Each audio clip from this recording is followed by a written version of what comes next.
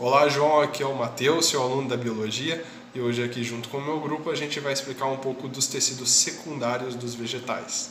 São eles os tecidos secundários, o câmbio que dá origem ao floema secundário e ao xilema secundário ou metaxilema.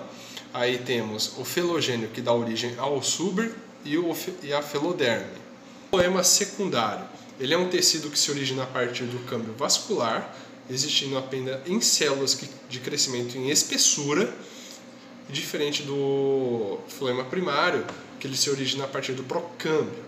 O floema secundário é responsável pela condução de seiva elaborada, ou seja, a condução de substâncias orgânicas, como a sacarose, por exemplo, ácidos nucleicos, hormônios, vitaminas, lipídios e carboidratos. Ambos os floemas, tanto o primário quanto o secundário, eles são formados pelos mesmos tipos celulares. São eles os elementos crivados, principais células condutores do floema, células parenquimáticas, que possuem função de armazenamento de substâncias como o amido, por exemplo, células companheiras, células associadas ao elemento do tubo crivado, e células albuminosas, células associadas às crivadas.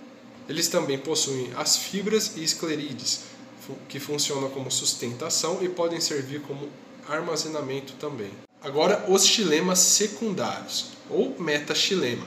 O xilema, eles são tecidos vegetais responsáveis pela condução de água e também pela condução de nutrientes e o armazenamento de nutrientes nas plantas. Eles são exclusivamente dos caules e das raízes das plantas, né? Eles também fornecem proteção contra choque mecânico, seja de alguma situação adversa abiótica ou de algum animal, e seu crescimento se dá pelo câmbio vascular, originando o xilema para dentro e o floema para fora.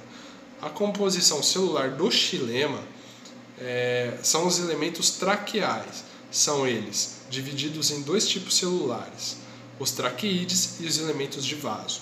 Os traqueídeos são células típicas de gimnospermas, sofrem por perda de protoplasto, ou seja, transporte de água e sais minerais, são ausentes de conteúdos intracelulares.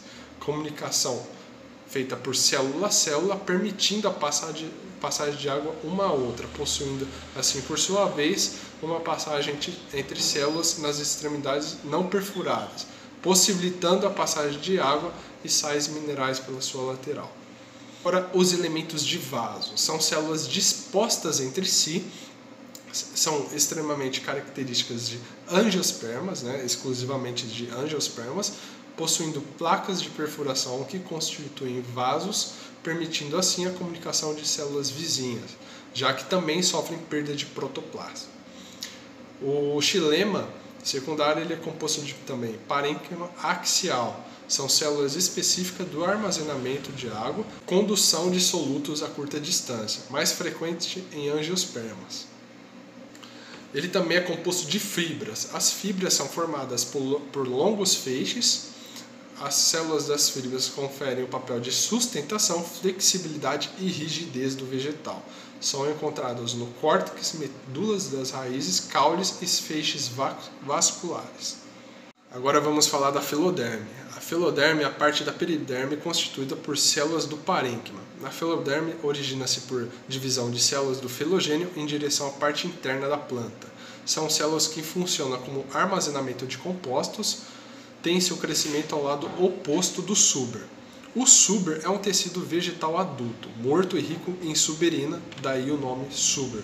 Sua função é a proteção vegetal e, além disso, auxilia na impermeabilização do vegetal.